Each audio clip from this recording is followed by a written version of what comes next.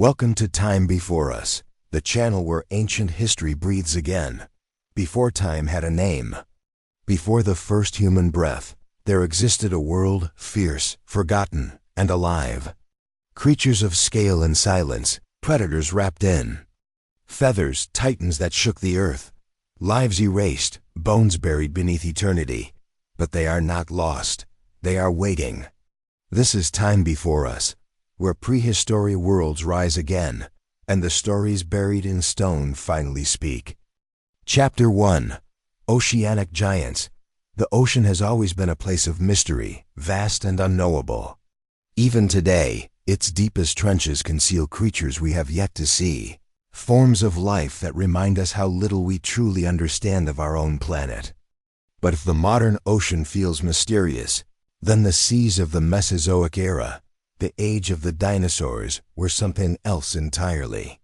They were worlds within worlds, teeming with creatures so immense, so alien, and so beautifully adapted to their environments that they blur the line between nightmare and dream. Close your eyes for a moment and drift with me back in time.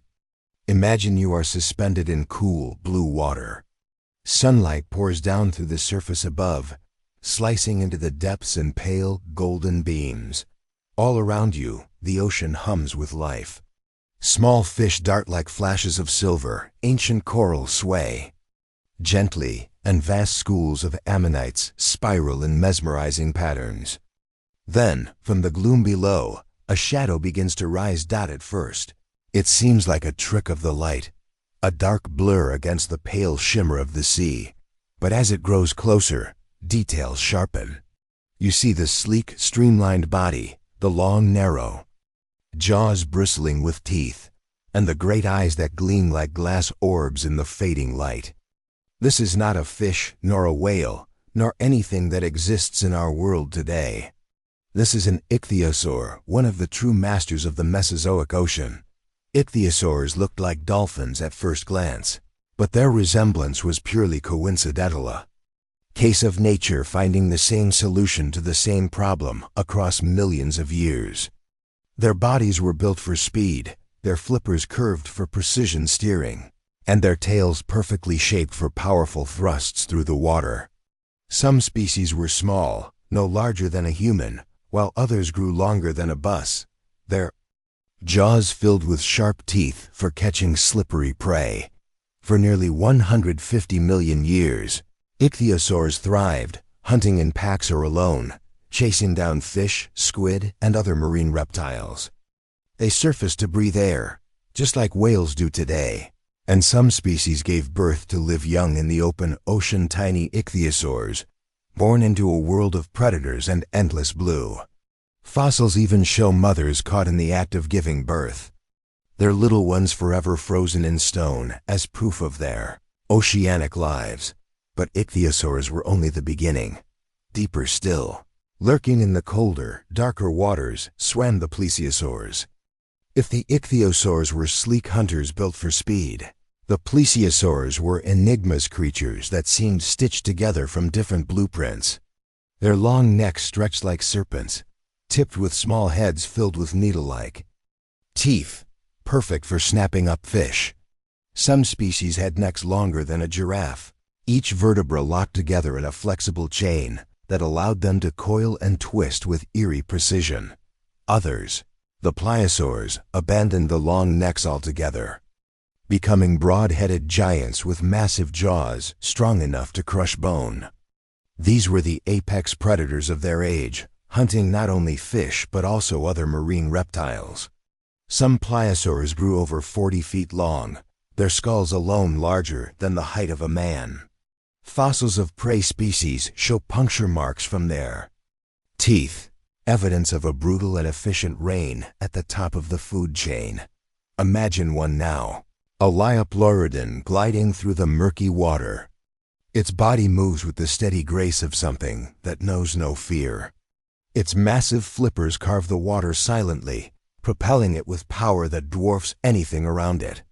Smaller creatures scatter at its approach, darting into the shadows, knowing that to linger is to vanish in a single snap of its enormous jaws. To encounter such a creature in its world would be like standing before a storm inevitable, unstoppable, and magnificent. Yet not every marine reptile was a swift predator. Some, like the placodont's, lived close to the seafloor, their heavy, armored bodies weighing them down as they crushed shellfish with blunt, grinding teeth. Their bodies were protected by thick plates of bone, almost like a turtle, but they were distant relatives, evolving their own path toward survival. They moved slowly, but their strength and armor gave them an advantage in a world where speed was not always the key to life. And then there were the mosasaurs. They came later, toward the end of the Cretaceous, but their rise was meteoric.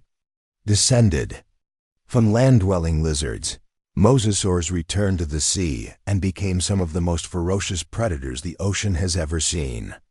Picture a creature with the body of a crocodile stretched to enormous lengths, with limbs transformed into powerful flippers and jaws filled with recurved teeth perfect for gripping slippery prey. Some species stretched nearly 60 feet long. Rivaling today's largest whales in sheer size, mosasaurs were the undisputed rulers of their oceans, hunting everything from fish to birds to other marine reptiles. Fossils show that they even cannibalized their own kind, devouring smaller mosasaurs in desperate acts of survival or dominance. Unlike ichthyosaurs or plesiosaurs, whose reign stretched across many millions of years, the mosasaurs rose quickly and fell just as suddenly, wiped out along with the dinosaurs when the asteroid struck 66 million years ago. The seas were never empty, though. Even as giants ruled above, the depths teemed with countless smaller lives. Ammonites with their spiral shells filled the oceans in such abundance that their fossils are found on nearly every continent today. They ranged from tiny coin-sized spirals to massive shells as large as a car tire, their tentacles reaching from their shells like squid. They were the eternal prey, hunted by ichthyosaurs, plesiosaurs, and mosasaurs alike. Yet their sheer numbers ensured their survival for millions of years, until the Great Extinction claimed them. Now imagine this oceanic scene unfolding. In front of you, an ichthyosaur darts past in pursuit of a fish, its body a flash of silver blue in the dim light. Nearby, a long-necked plesiosaur coils through the water, weaving its neck among schools of darting prey. From the depths below, a pliosaur rises, jaws gaping, scattering everything in its path as it lunges. Above them, sunlight filters in shifting beams, illuminating a slow drift of ammonites spinning in lazy spirals. For a moment, the ocean feels alive, endless, and eternal. The truth, though, is that these oceans were just as fragile as ours today. Entire groups of marine reptiles rose to dominance, only to vanish when the balance shifted. Climate changes, volcanic activity, shift in continents, and sudden catastrophes all played a role. The ichthyosaurs that once dominated vanished long before the asteroid impact, their reign quietly ending as oceans changed. The ammonites, once so abundant, disappeared in the final mass extinction. And the mighty mosasaurs, lords of the Cretaceous seas, were gone in a geological instant, but their echoes remain. Their bones, buried in stone, whisper their stories to us across millions of years. When paleontologists uncover the skeleton of an ichthyosaur in a windswept cliff, or a pliosaur skull embedded in rock, or the coiled spiral of an ammonite shell, they are not just finding fossils. They are uncovering the remains of entire worlds, oceans that no longer exist, creatures that once breathed, swam, hunted, and thrived in the very places we walk today. And tonight, as you drift into calmness, imagine yourself floating once more in that ancient sea. The light above is fading, the water cool and steady around you. Somewhere in the gloom, the sleek form of an ichthyosaur glides past. A plesiosaur twists its long neck toward the surface, and far off in the shadows, a mosasaur prowls, silent and unseen. The ocean is alive, vast, and eternal. And in this ancient dream, you are part of it. Chapter 2. The forest of giants. The forest floor is quiet, but not still. A thin mist drapes over the ancient undergrowth, softening the beams of sunlight that fight their way through the canopy above. Enormous ferns sway gently in the damp breeze, and the buzzing of insects creates a constant background hum. The air smells heavy with resin, damp bark, and the earthy weight of millions of years of life compacted into soil. Yet, even here, silence is a lie. The giants are near. Imagine standing at the base of a tree so tall, its crown is lost in the haze above. Now place beside it a creature equally vast, a dinosaur whose long neck sways like a living tower among the trunks. This is the forest of giants, a world ruled not by predators, but by herbivores so massive they transformed their environment simply by existing. These were the sauropods, the largest land animals Earth has ever known. Creatures like Brachiosaurus, with its front legs taller than most predators could leap, or Diplodocus, whose whip-like tail stretched nearly the length of a subway train. Each step shook the forest floor, and each feeding session reshaped entire ecosystems. But life among the giants was not just about size. It was about survival. Think about the challenge. You weigh over 50 tons. Your heart must pump blood, the height of a 5-story building, to reach your brain. And every single day you need to eat hundreds of pounds of vegetation. Where do you find enough food? How do you keep from overheating? How do you even move through a forest dense with trees without becoming trapped by your own bulk? The answer lies in adaptation, in evolutionary tricks that let these colossal animals thrive where others would collapse. The forest itself bent to their presence. In some places, paleontologists believe sauropods created grazing trails simply by moving together in herds, flattening trees and clearing vegetation. Their feeding range was immense, from ground level shrubs to treetop leaves others could never reach. It was as if they were living construction machines, reshaping the landscape daily. And yet, with great size came great vulnerability. A herd of sauropods may have seemed untouchable, but predators always lurked. Imagine the scene. A group of Allosaurus stalking the shadows, eyes fixed on a calf straying too close to the edge of the herd. The adults, towering and strong, may not have been quick to act, but their sheer bulk was defense enough. One swing of a tail could crush a predator's ribs. One step could end a hunt before it began. Still, the forest was not ruled by size alone.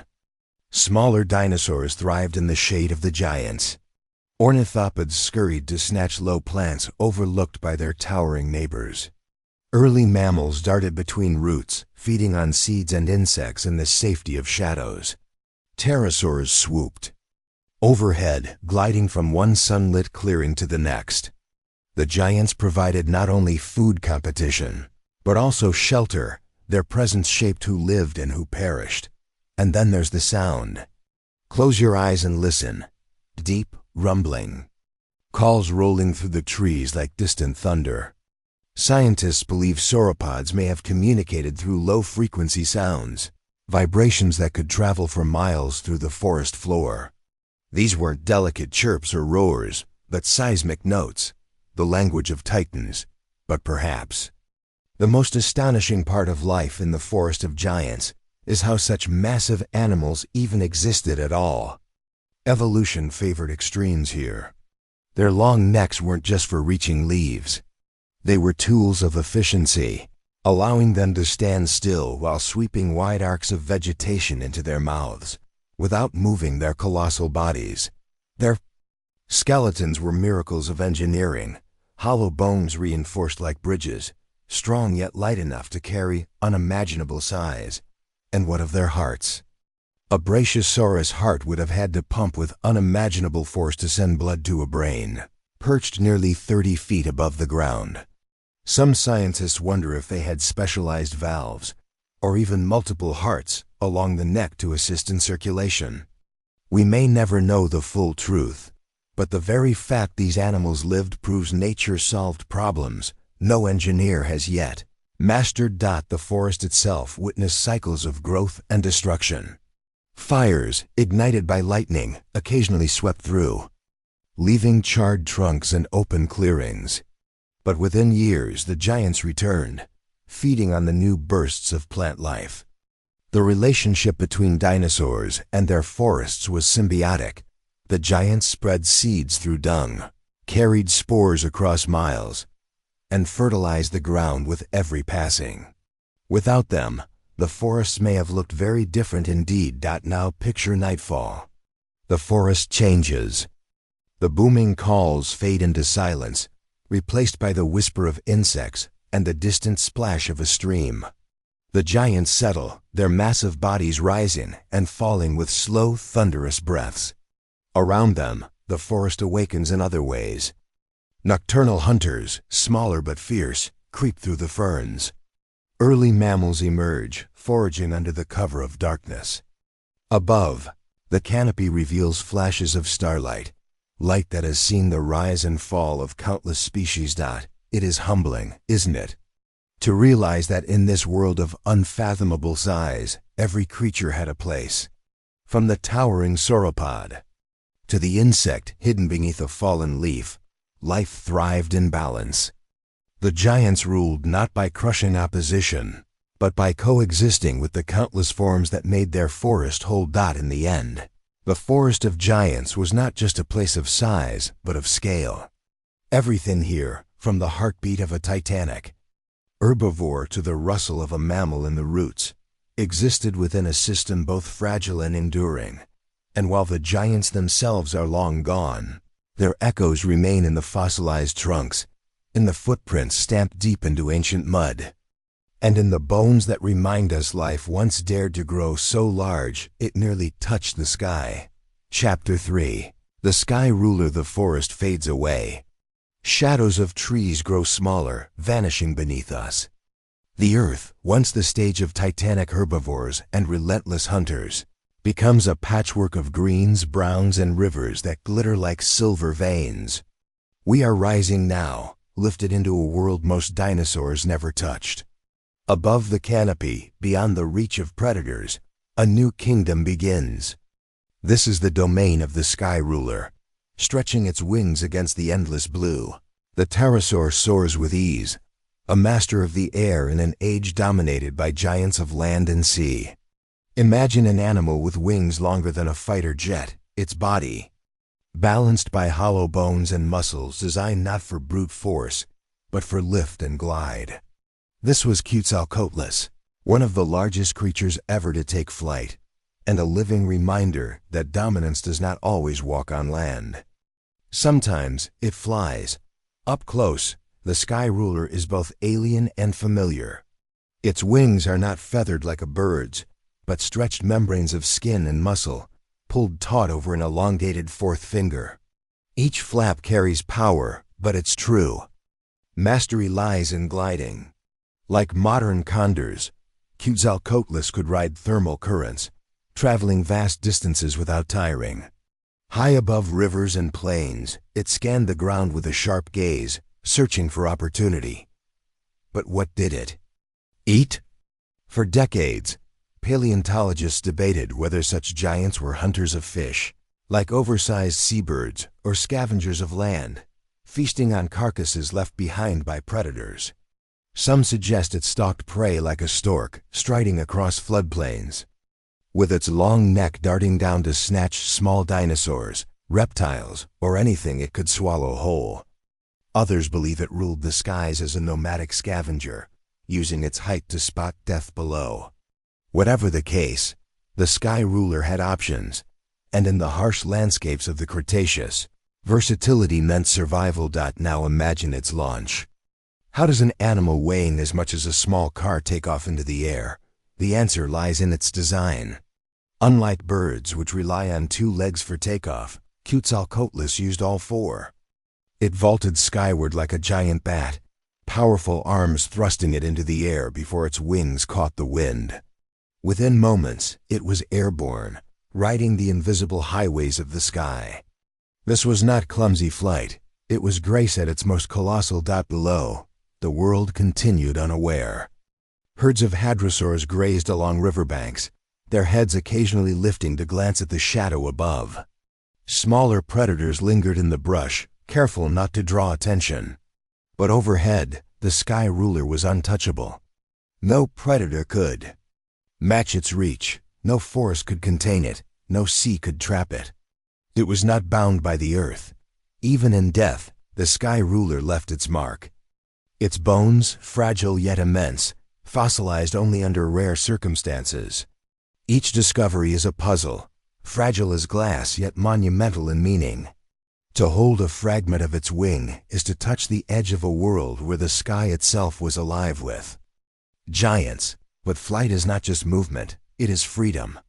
Think of what the world looked like from above, the slow crawl of sauropods moving through forests, the shimmer of sunlight on Cretaceous seas, the distant thunder of volcanoes painting the horizon with ash.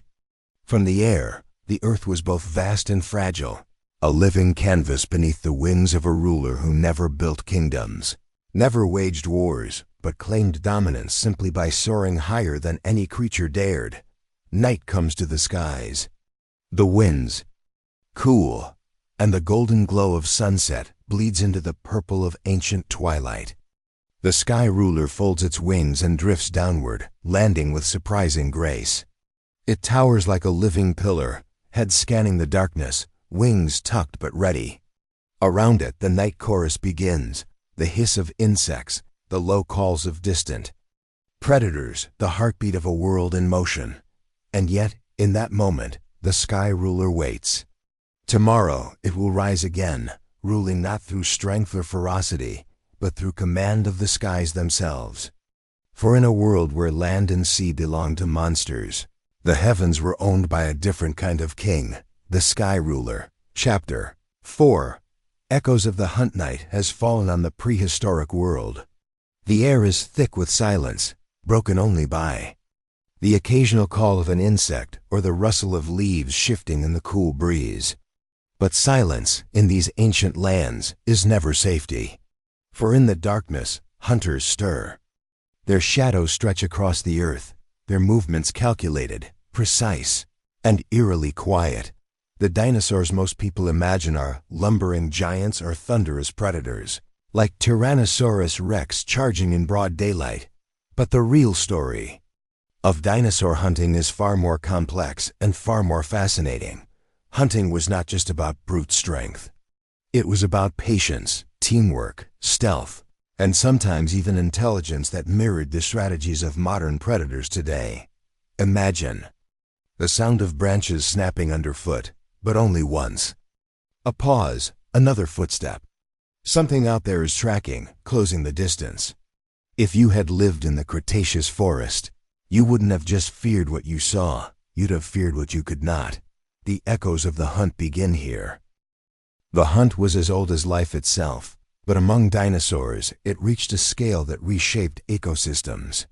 Packs of raptors, smaller but lightning fast, relied not on size but on precision. These weren't movie monsters. They were real feathered, warm-blooded hunters working in unison to bring down prey much larger than themselves. Some paleontologists believe species like Deinonychus hunted in coordinated groups circling, distracting, and exhausting their victims until one fatal strike ended it. Think of wolves on the snowy plains today, or lions stalking in the savannah. The difference? Raptors hunted creatures armored like tanks or towering giants many times their size. It was risk, calculated at every turn, with survival balancing on the knife's edge. But not all hunting was a pack affair. Some dinosaurs were ambush specialists, lying in wait for the perfect moment. Picture a thick, fern-filled marsh. The undergrowth trembles just slightly, but the prey notices nothing.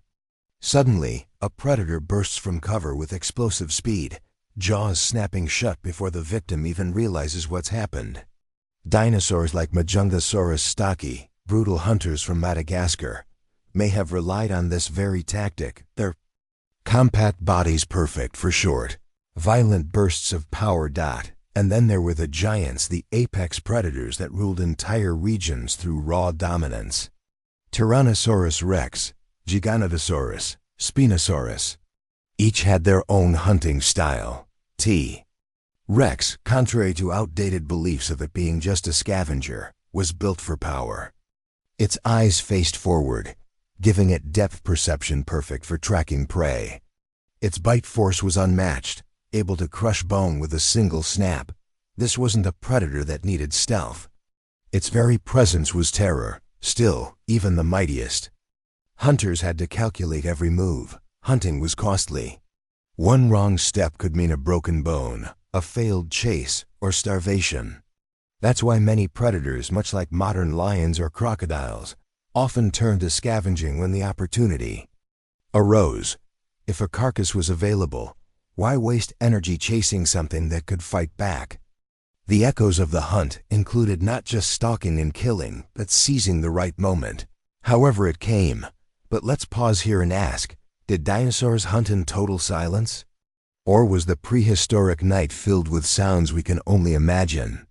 Scientists believe some theropods may have used calls to communicate during hunts, short bursts of sound, like birds or mammals today.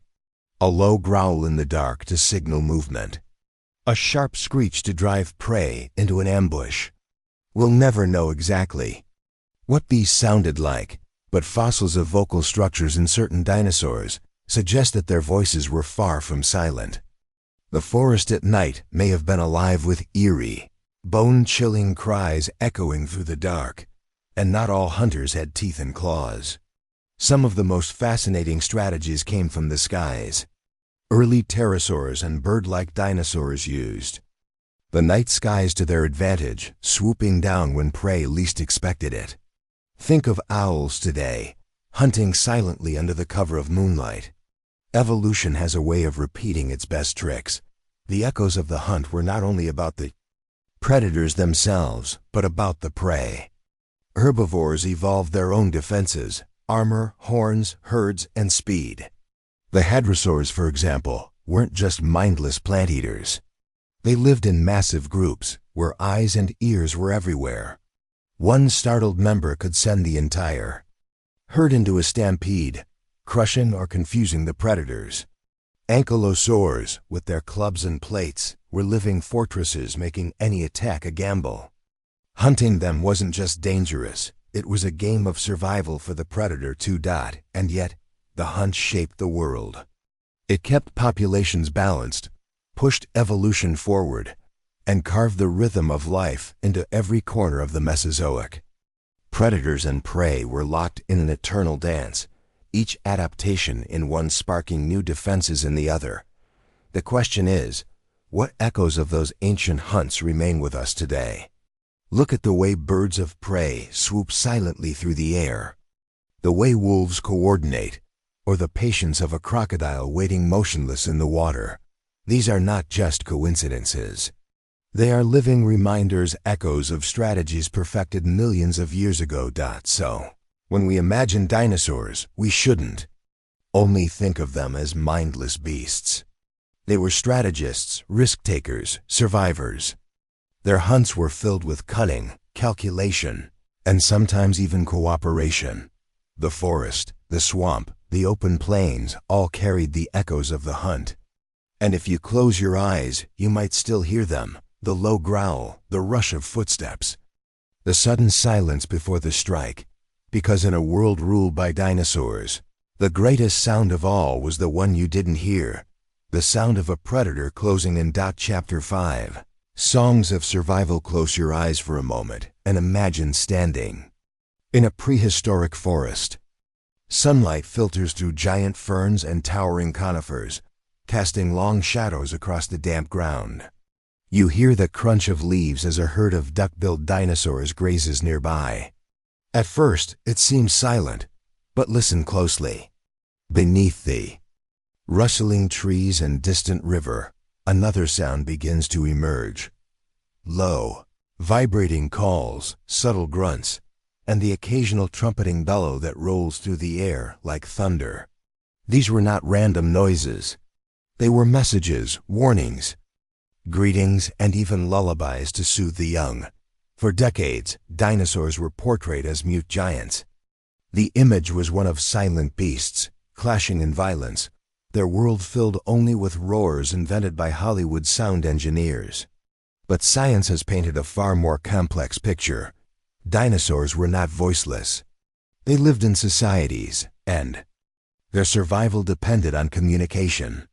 And those songs, whether carried by voice, by movement, or even by color, were the threads that tied family, herd, and species together. Think of the hadrosaurs, often called the cows of the Cretaceous.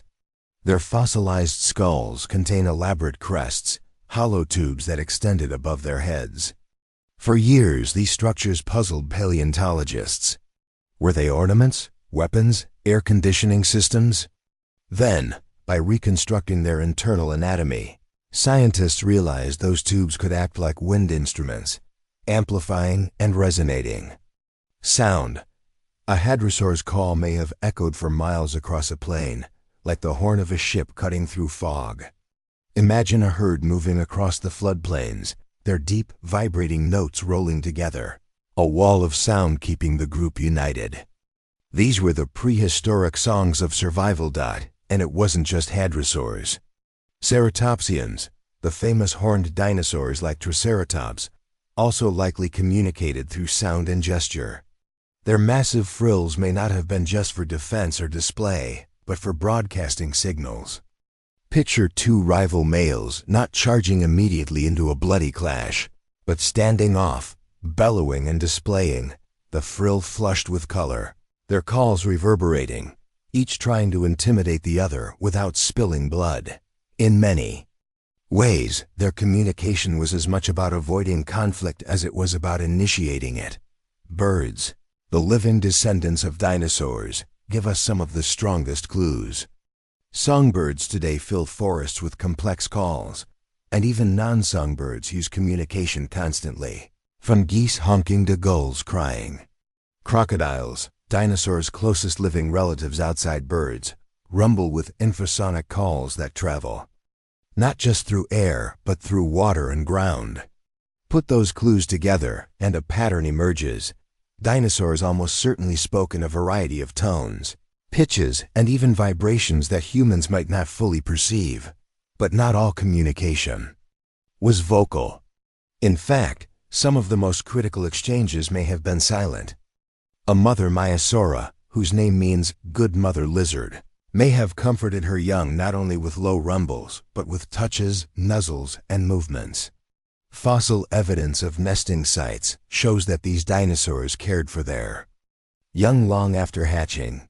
That level of parental investment almost demands a system of signals, from soft calls to subtle gestures, much like elephants today guide their calves with gentle nudges and low rumbles.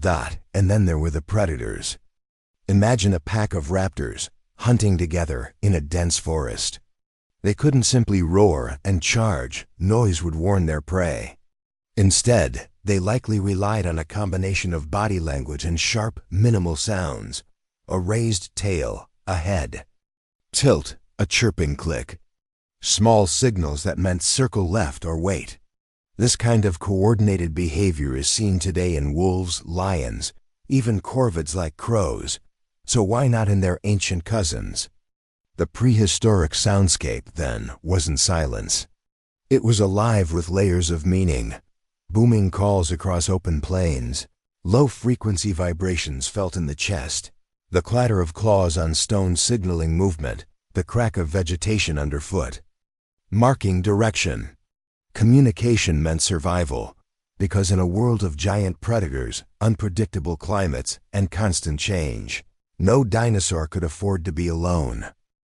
Chapter 5. Songs of Survival. Close your eyes and step into the deep past, into a world where the ground trembles with the footsteps of giants. The air is heavy with the scent of ancient ferns and conifers, and the light that filters through. The canopy paints shifting patterns across the damp forest floor. In the distance, a herd of duck-billed dinosaurs grazes lazily, their bodies swaying in unison as they strip leaves from branches. At first the scene seems strangely silent. But wait, listen closely.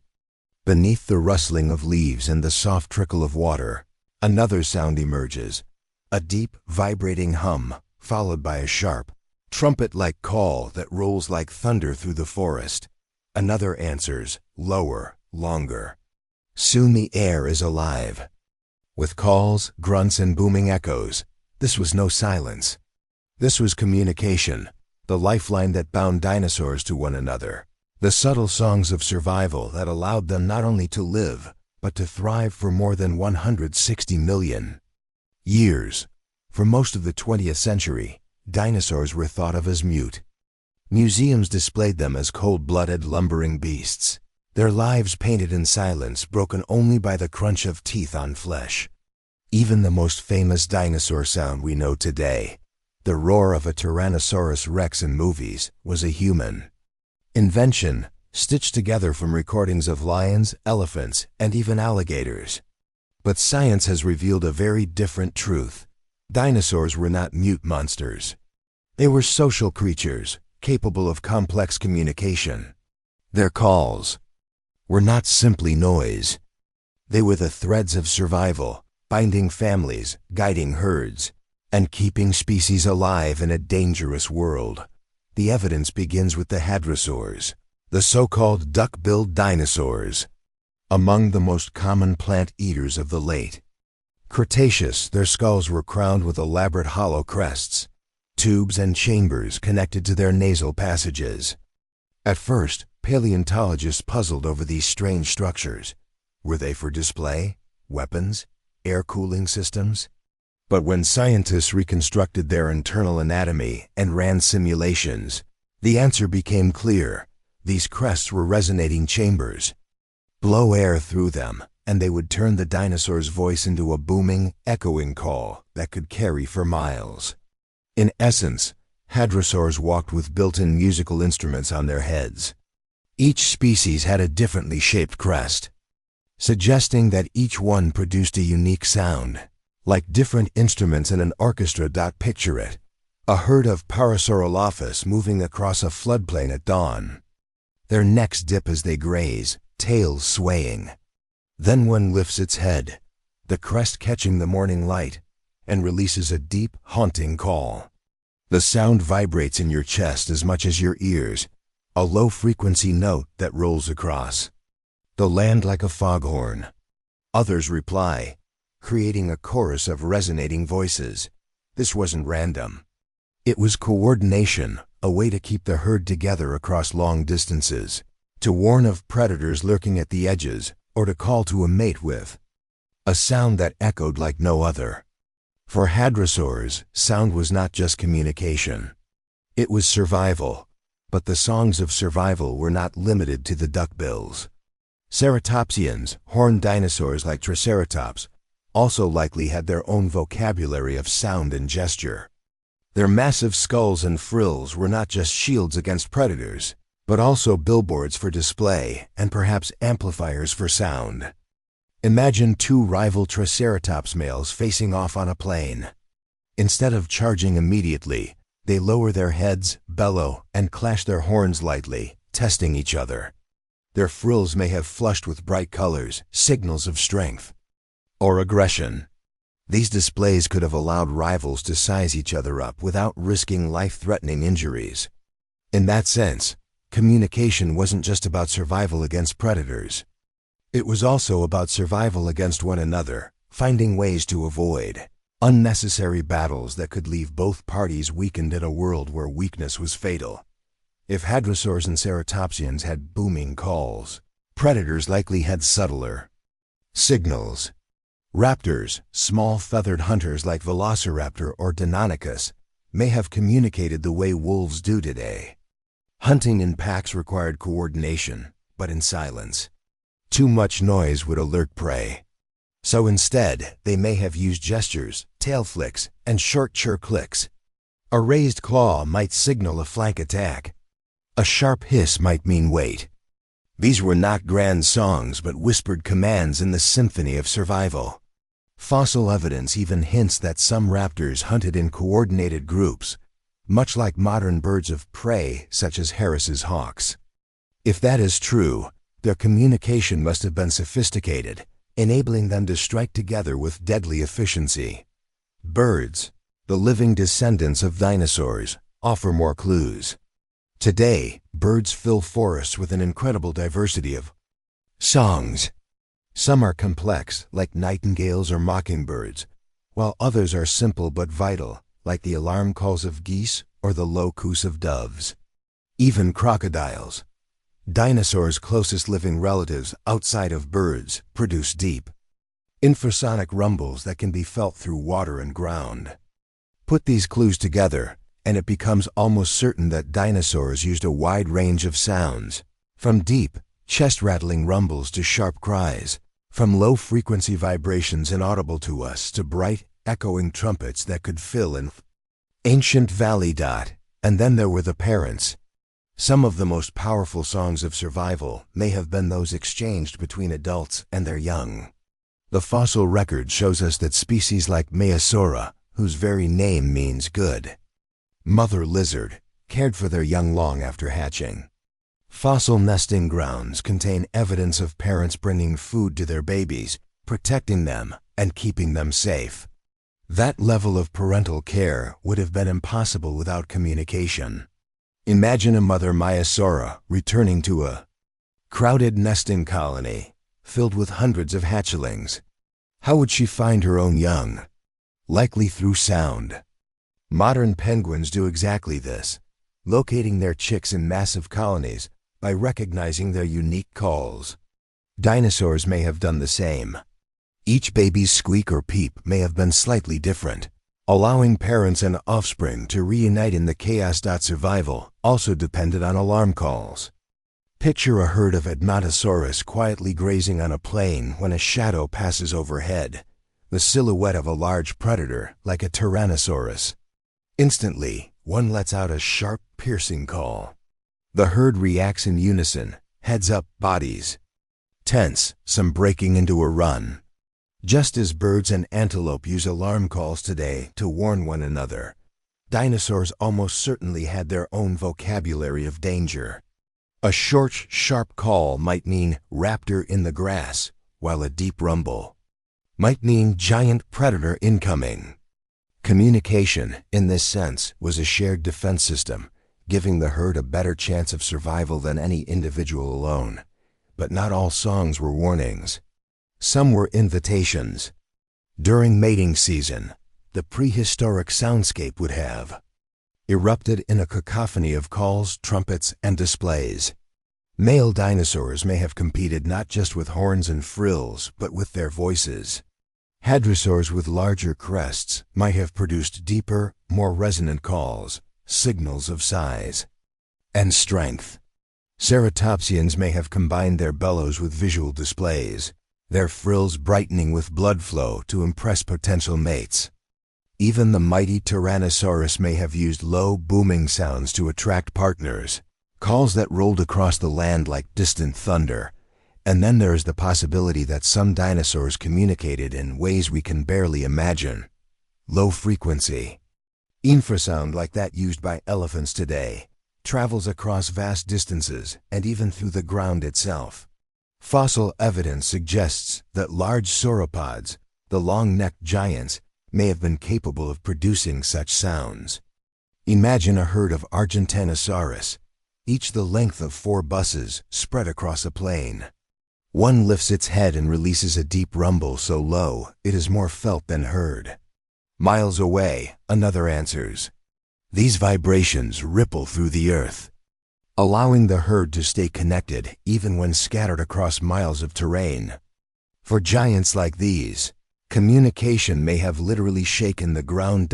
In every corner of the prehistoric world, from the forests of the Jurassic to the floodplains of the Cretaceous, dinosaurs were singing their songs of survival. Some were booming horns that echoed across valleys. Others were whispered signals exchanged in the shadow of ferns. Some were lullabies between mother and child. Others were alarms that saved entire herds. They did not roar like Hollywood monsters. They spoke, they sang, they signaled. Their survival depended on it.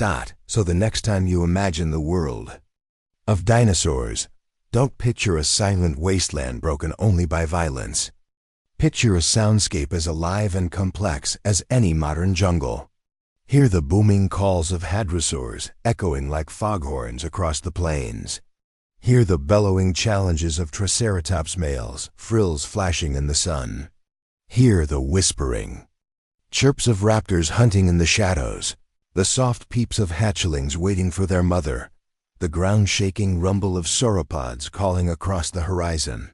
These were the voices of survival, the songs that bound them together, and the reason dinosaurs thrived for so long. Their world was not silent. It was alive with music, the music of survival. Chapter 6. Desert Breathes. The desert. It has always been a place of silence, of survival, of extremes. Today, we think of dunes rolling endlessly under a scorching sun, where only the toughest creatures can endure. But in the age of the dinosaurs, deserts were not lifeless. Wastelands. They were living worlds, harsh yet full of adaptation, where reptiles, mammals, and plants found ingenious ways to survive. When the desert breathed, life did not vanish, it transformed. Picture this: 100 million years ago, the winds sweep across an ancient desert that stretched across what is now northern Africa. The sand hisses like a restless ocean. Temperatures soar by day and plunge by night. Yet in this unforgiving realm, dinosaurs roamed. Not the towering giants of lush forests or the marine rulers of coastal seas, but smaller, tougher survivors, built for scarcity and heat.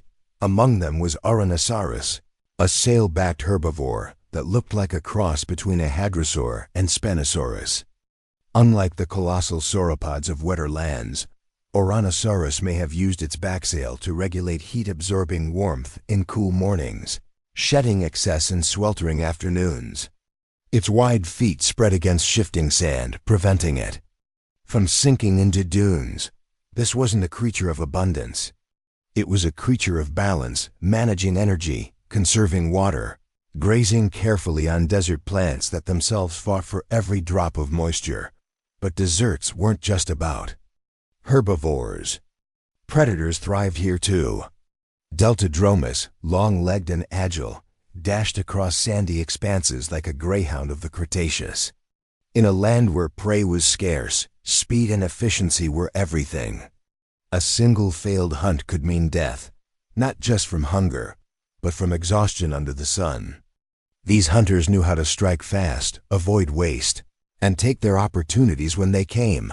And then there was Spinosaurus, whose story is tied as much to rivers and deltas as to deserts. Fossils of this semi-aquatic giant lie embedded in rocks that were once deserts punctuated by waterways. When droughts came, rivers shrank, and Spinosaurus may have found itself marooned in shallow streams, competing desperately for food.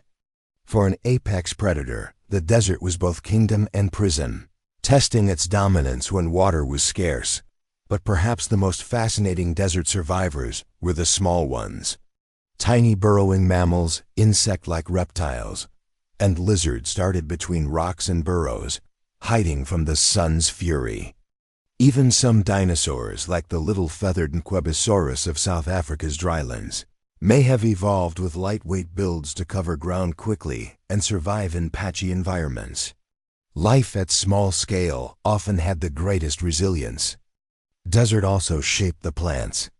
Ancient conifers stood like defiant guardians, storing water deep in their roots. Ferns and cycads adapted by growing in bursts after rare rains, carpeting the desert floor for only weeks before vanishing back into seeds and spores. Dinosaurs knew these cycles intimately. Herds likely followed the rain, marching across impossible distances just to reach the next patch of greenery. In a sense, the desert forced movement. It created nomads of giants. Imagine herds of iguanodonts moving across dunes in silence, the sound of wind their only companion. No permanent home, only survival from one oasis to the next, and trailing them like shadows the predators. To watch this unfold would feel less like a nature documentary and more like an epic of endurance. Each creature pushed to the limits of adaptation, Fossil evidence tells us that deserts weren't barren. In Morocco, Niger, and Egypt, bones of giant fish, crocodile-like reptiles, and dinosaurs lie entombed in once dry sands. These lands shifted back and forth between lush wetlands and blistering deserts, like a world that could not decide its fate.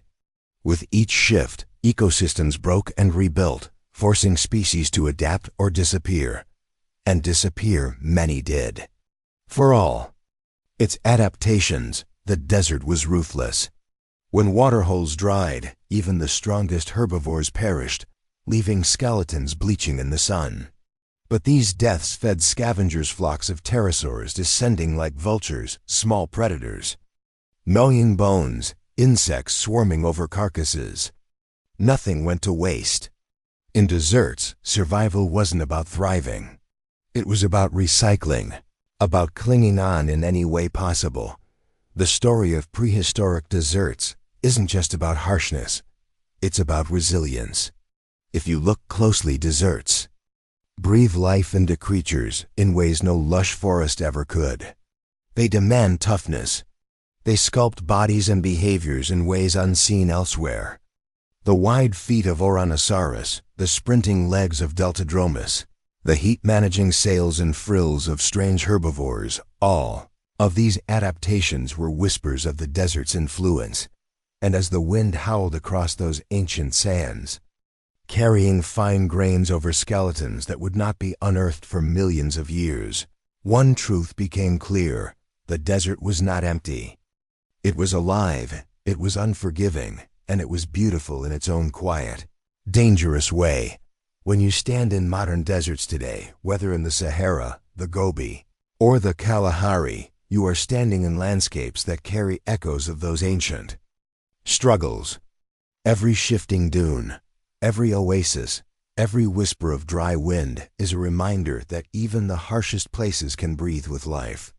And millions of years ago, dinosaurs breathed their Chapter 7, frozen worlds. When we think of the age of dinosaurs, our minds often drift to steamy jungles, vast swamps, and humid coastal plains.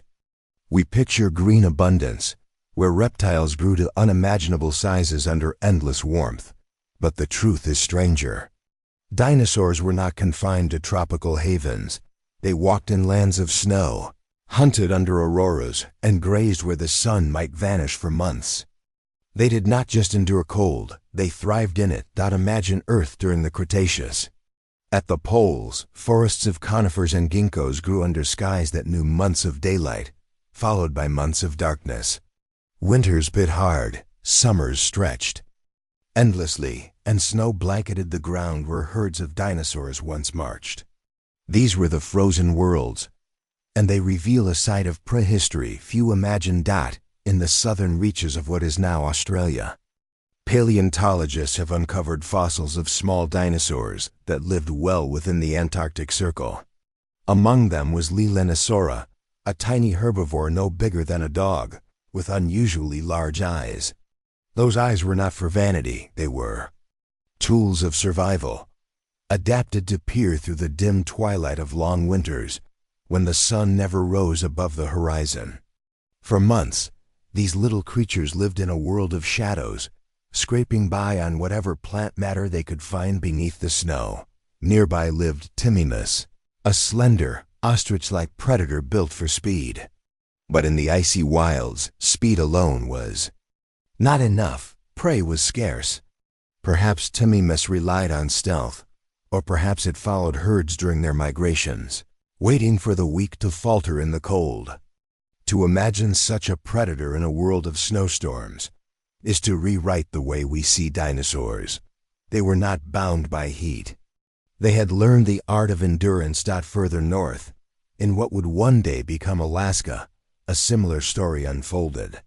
Fossils from the Prince Creek Formation tell us of dinosaurs that lived through polar extremes. Herds of Edmontosaurus, massive duck-billed herbivores, trudged across frozen floodplains. Did they hibernate, storing energy like bears?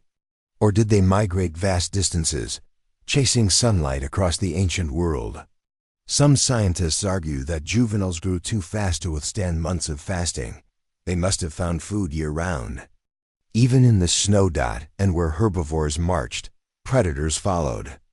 Evidence points to the presence of Narration, a smaller cousin of Tyrannosaurus rex. Unlike its colossal relative in warmer lands, Narration was leaner, possibly covered in insulating feathers, and armed with senses honed for hunting in darkness. In the frozen forests, where auroras flickered across the sky, this predator ruled not by sheer size, but by adaptability. Its name means polar bear lizard, a fitting title for a hunter shaped by winter. But what did dinosaurs eat in these icy realms? Plants were not as plentiful as in tropical zones. Instead, conifer needles, tough shrubs, and seasonal growth provided the backbone of survival. Some herbivores may have scraped bark, while others gnawed frozen roots. The frozen worlds forced creativity. Unlike lush jungles where food was constant, here every meal mattered. Those who could adapt lived. Those who could not perished. Fossilized burrows give us another clue. In some polar regions, scientists have found tunnels carved by small dinosaurs. These were not the sprawling homes of mammals, but simple refuges dug into the permafrost to escape biting winds. Within these burrows, groups of dinosaurs may have huddled together, conserving heat, waiting for the storms to pass. If true, it suggests behaviors of warmth and cooperation, a side of dinosaurs rarely imagined. Snow and ice also reshaped predator-prey dynamics. Tracks frozen in ancient mud reveal herds moving close together, tightly packed for protection. Predators, in turn, had to be patient, using snowdrifts and forests as cover. Imagine a feathered Narration crouched low, blending into a snowy thicket, waiting for the perfect moment to strike.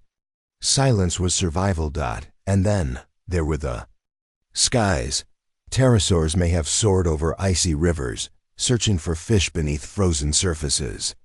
Early birds, already feathered and warm-blooded, took to the air even in these extreme latitudes, proof that evolution had already begun favoring traits for cold endurance. These frozen worlds were testing grounds shaping not just dinosaurs, but the very blueprint of the creatures that would one day become modern birds. But frozen worlds were not constant. Earth shifted between greenhouse and icehouse phases. At times, glaciers retreated and polar lands bloomed with greenery. At others, ice crept forward, swallowing habitats. Dinosaurs living here had to face not just the ordinary struggle for survival, but the shifting rhythm of climates beyond their control. In many ways, they were climate refugees before the concept existed, yet life persisted. Leelinosaurus' big eyes, Narration is possible. Feathers, the burrowing shelters of smaller dinosaurs, all of these speak of resilience. Dinosaurs were not locked in one mold. They were explorers of every environment, including the frozen frontiers. Perhaps the most haunting image is this: a herd of Edmontosaurus, marching through snowfall, steam rising from their nostrils as they breathe, young huddled close to adults for warmth. Overhead, the night sky glows with the northern lights, shimmering across a prehistoric wilderness. In the darkness, predators lurk. In the snow, bones lie buried, waiting to be found millions of years later. These frozen worlds remind us that dinosaurs were not just creatures of heat. They were masters of survival in extremes. They proved that life, when pushed, finds a way even in the coldest corners of Earth. And as snow falls quietly on fossil beds in Alaska and Antarctica today, it blankets not just stone, but stories. Stories of dinosaurs that once breathed in the frost, walked beneath auroras, and thrived where we least expected them. The frozen worlds were never empty. They pulsed with life. They remind us that even in silence and snow, Earth's past was anything but still. Chapter 8. Fire and ash. When most people picture the age of dinosaurs, they imagine a paradise of endless green forests and thriving animals. But Earth was never a tranquil stage. It was alive, restless, violent, and unpredictable. Beneath the soil, magma stirred. In the skies, ash clouds gathered. Fire and ash were constant companions of life, and for dinosaurs, survival often meant enduring a world that could turn lethal in an instant. Volcanoes towered over prehistoric landscapes, some as tall as mountains we know today, others stretching across continents in massive chains. When they erupted, the earth shook, skies darkened, and rivers of lava carved paths of destruction through forests. Dinosaurs living in these times did not simply witness eruptions, they were shaped by them. Entire ecosystems could vanish overnight, blanketed under smoldering ash or drowned in molten rock. Imagine a dense conifer forest in the Jurassic. Sauropods graze among the trees, pulling down branches, their calls echoing in the mist. Suddenly, the ground trembles, birds take flight. Smoke rises from a nearby mountain as a volcanic plume tears skyward, carrying ash and poisonous gases. Within hours, the world turns dark. Leaves wilt under falling debris, rivers boil with heat, and the once lush landscape is transformed into a wasteland of cinders. For the dinosaurs caught in its path, survival meant fleeing, but there was only so far they could run. Ashfall was a silent killer. Unlike the blazing heat of lava, ash crept into lungs, coated plants, and poisoned water supplies. Fossil beds in regions like China and North America reveal entire groups of dinosaurs that perished together under ash layers, frozen in time by catastrophe. Tiny feathered dinosaurs, delicate and fragile, were buried alongside giants, proof that fire and ash did not discriminate. But fire was not always born from volcanoes. In drier regions, wildfires spread like predators across the land. Fueled by dense vegetation and lightning storms, they consumed vast tracts of forest. Dinosaurs caught in the flames faced choices as brutal as any hunt: run, suffocate, or be consumed. Smoke choked the skies, forcing herds to flee toward rivers and wetlands. Tracks frozen in ancient mud tell stories of animals stampeding together, desperate to escape the inferno. Yet, destruction also bred renewal. Just as modern forests depend on fire to clear old growth and spark new life, prehistoric ecosystems were reborn from the ashes. After flames swept through, ferns natures, pioneers sprang back quickly, carpeting the land in green. Herbivores returned, followed by predators, and the cycle of life began anew. Fire was both destroyer and creator. Still, the most terrifying force was not a single eruption or firestorm, but the planet-wide volcanic events known as flood basalts. Unlike localized eruptions, these unleashed unimaginable quantities of lava, sometimes covering entire continents. The Siberian traps 250 million years ago poured out so much molten rock and gas that nearly all life on Earth perished in what scientists call the Great Dying. Though this predated the dinosaurs, it shaped the stage they would later inherit. But the dinosaurs themselves would one day face their own volcanic apocalypse. Toward the end of the Cretaceous in what is now India, the Deccan traps unleashed eruptions lasting hundreds of thousands of years. Gigantic flows of lava blanketed the land, belching carbon dioxide and sulfur into the skies. Temperatures rose and fell erratically. Acid rain scorched forests. Food chains teetered. Dinosaurs endured wave after wave of environmental chaos. Long chapter. 9. The Star Hunters. When the sun dipped below the horizon in the age of dinosaurs, the world transformed. Day belonged to the giants, the thundering herds of sauropods, the fast-running ornithopods, the tyrants that stalked with day-like precision. But night was a different kingdom altogether, and in the shadows, new rulers emerged. Under the brilliance of prehistoric night skies, with stars burning brighter than in any cityless modern world, the hunters of darkness stirred. Nocturnal life is older than humanity itself. The moon has always drawn the bold, the cautious, and the strange out from hiding. In the Mesozoic, nights were not empty stretches of silence. They were alive with rustles, wing beats, and calls that pierced the cool air. Eyes glimmered in the moonlight, claws scraped against stone, and hidden hunters waited for the perfect moment to strike. These were the star hunters, predators, and survivors who had adapted to thrive when others slept. Evidence for nocturnal. Dinosaurs has long fascinated paleontologists. By studying the size and structure of fossilized eye sockets, called sclerotic rings, scientists can estimate how much light an animal's eye could gather. Dinosaurs with large rings relative to their skull size are believed to have been adept in low-light conditions, much like modern owls or cats. Among the clearest candidates is Troodon, a small but razor-sharp predator of the late Cretaceous. With massive forward-facing eyes, it could see in dim starlight and detect even the faintest movement.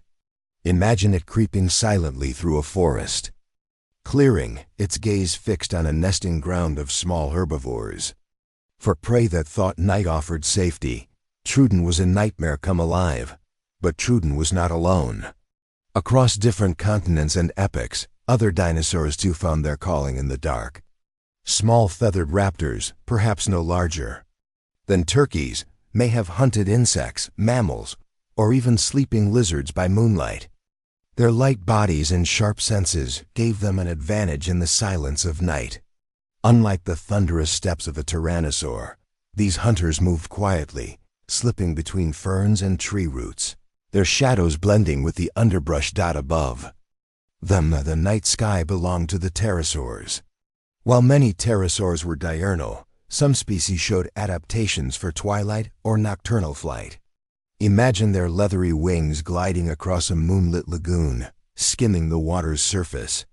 For fish, the air would have been filled with their cries, mingling with the chirps of early crickets and the croaks of amphibians. To stand in a Mesozoic night was to be enveloped in sound, a prehistoric orchestra conducted under the stars. Yet it was not only predators that used the cover of darkness. Herbivores, too, may have shifted their activity into the night. The giant sauropods that towered in daylight likely rested in the cooler hours of evening. But smaller plant eaters may have grazed by starlight, avoiding daytime heat and predators. Ankylosaurs, armored like living tanks, may have lumbered out during dusk to feed in relative safety, their heavy bodies glowing faintly in the silver light of the moon. Night also shaped behavior in ways beyond hunting and feeding. Communication may have been deeply tied to darkness. Calls carried farther in the cool night air. Display feathers and crests, dazzling in daylight, may have been less useful at night, but glowing patterns, reflective scales, or bioluminescent partners like insects could have created surreal nighttime spectacles. Imagine a small raptor calling into the dark, its crest faintly illuminated by fireflies, searching for a mate while predators prowled nearby. The stars themselves were different in those days. Without cities, pollution, or artificial lights, the Mesozoic night sky was a canvas of overwhelming brilliance. The Milky Way would have stretched in a radiant arc, guiding migration routes and perhaps influencing instinctive movements of entire herds. Prehistoric creatures, sensitive to patterns of light, may have used the stars as their compass, just as birds and sea turtles do today. But the night was never safe. For mammals, then tiny and vulnerable, night was their chance to dart from hiding places and forage. Yet, even under cover of darkness, they had to contend with dinosaurs built for shadow. Troodon's gaze, the swift lunge of a feathered hunter, the swooping dive of a pterosaur, they all kept the balance of fear alive. Fossil evidence reveals that nocturnality was not rare, but widespread. From lizards to insects, amphibians to early birds, the darkness buzzed with life. Dinosaurs were part of that web, their adaptations carving out niches unseen in daylight. And when meteorites streaked across the sky, as they often did in a world still raw and chaotic, the night must have lit up with terror and wonder alike. For a fleeting moment, the star hunters would pause, their kingdom illuminated by fire in the heavens. Night also carried its own predators beyond dinosaurs. Crocodilians lurked in rivers, their eyes glowing just above the surface, waiting for careless steps. Giant amphibians in earlier ages surfaced with silent gulps. Insects swarmed in clouds, feeding bats' ancient relatives and early avian species. It was a different battlefield, quieter, but no less deadly. The romance of imagining these star hunters lies not just in their predatory edge, but in the realization that life in the Mesozoic was truly 24 hours. Dinosaurs were not merely creatures of blazing daylight, they owned the shadows as well. To walk through a Cretaceous forest at midnight would have been to hear the crackle of dry leaves under unseen steps, the rustle of wings above, and the sudden silence that signaled a predator's gaze fixed upon you. The reign of the dinosaurs was not just carved in sunlight. It glittered under moonlight, under constellations older than humanity, in the eyes of predators that watched, waited, and thrived when most of their world slept. This was a dominion written not only in flesh and bone, but also in shadow and starlight. They were the hunters of the stars, and the night was their empire. Chapter 10. Echoes of the Nest. The sound of life often begins in the smallest places. Not in the thundering footsteps of giants, nor in the clash of predators, but in something far more fragile, an egg, buried in sand or nestled in a carefully built mound. These were the echoes of beginnings, the hushed heartbeat of an age ruled by dinosaurs. It's tempting to imagine dinosaurs only as roaring, earth-shaking beasts. Hollywood has trained us to hear them as monstrous predators or colossal herbivores crashing through forests. But if we could step quietly into their world, crouch low, and really listen, what would we hear? We'd hear the soft shuffle of mothers arranging nests, the low vibrations of calls meant to guide hatchlings, and the faint tapping of tiny beaks against eggshells as new lives pushed their way into existence. Somewhere in the late Cretaceous, the nesting grounds must have been alive with these delicate noises. Imagine hundreds of eggs spread across sandy riverbanks, each holding the promise of a new generation. The air filled not with the ferocity of adults, but with the tender rituals of reproduction creatures who, despite their size and strength, return to the most vulnerable of tasks, protecting their young. We know much of this because fossilized nests tell us stories. Whole clutches of eggs have been preserved, complete with the outlines of embryos frozen in time. These silent fossils speak volumes about the lives that once stirred inside them. Take, for example, the Maiasaura, whose very name means good mother lizard. In Montana, paleontologists discovered vast nesting colonies, with hundreds of fossilized nests clustered together. The evidence showed that mothers returned to the same sites year after year, laying eggs in carefully dug pits. But the real surprise was what happened after the eggs hatched. Within the nests, the bones of hatchlings showed uneven development. Some were too weak to walk right away, meaning they must have stayed in the nest, cared for by adults who brought food. Picture that for a moment, a world where giant herbivores, creatures the size of school buses, tenderly returned to their nests, dropping chewed-up plants into the mouths of their helpless young. That is not the dinosaur of nightmares.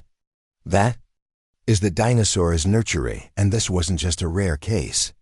Evidence suggests many dinosaurs invested far more in their young than reptiles do today. In some nests, fossilized eggs are arranged in neat circles, as though carefully placed. In others, you can still see the indentations of parents who may have brooded their eggs, much like modern birds do. The oviraptor, once thought to be a thief of eggs, was later found fossilized atop its own nest, arms outstretched in a protective embrace. That name, egg thief, suddenly felt unfair. Instead, oviraptor became a symbol of parental devotion. But nesting grounds weren't safe havens. They were battlefields of survival. Every egg was a prize. Predators lurked, waiting for the chance to snatch a meal before a hatchling even saw daylight. Fossils of broken shells tell stories of raids. Just as today's sea turtles must race to the ocean before seagulls swoop in, baby dinosaurs faced similar struggles. The moment they cracked free of their eggs, they had to run, stumble, and hide if they hoped to survive. Some may ask, why lay so many eggs if so many would perish? The answer lies in strategy. Dinosaurs, like many reptiles today, laid numerous eggs to balance the odds. Even if only a handful survived from each clutch, it was enough to keep the species alive. But not all relied on numbers. Some species appear to have invested heavily in protection, staying with their nests, guarding, feeding, and raising their young. In those echoes, we find a spectrum of parenting styles, not unlike what we see across the animal kingdom today. The soundscape of nesting colonies must have been extraordinary. Hundreds of hatchlings chirping and squeaking, much like baby birds, calling out for their mothers. Scientists believe many dinosaurs produced high-pitched noises as infants, easily recognized by their parents, just as modern chicks imprint on the sound of their mother's call. So too might dinosaur hatchlings have known the voices of their kind from the very beginning. And the parents, in return, likely communicated back. Low rumbles, deep vibrations traveling through the ground, guiding tiny legs back toward safety. We've seen similar behavior in elephants, who can call to their calves with sounds too deep for us to hear. It's not hard to imagine a hadrosaur doing the same, summoning its young with vibrations that rippled across the nesting grounds. The environment itself played its part. Some dinosaurs laid eggs in sandy dunes, where the sun's warmth did the incubating. Others built mounds of rotting vegetation, much like modern megapode birds, letting the heat of decomposition act as a natural incubator. Each strategy came with risks. Storms could wash nests away, predators could sniff them out, or temperatures could shift just enough to affect survival. Yet, against all odds, enough hatchlings made it through. One of the most haunting fossil finds of all time captures this struggle perfectly.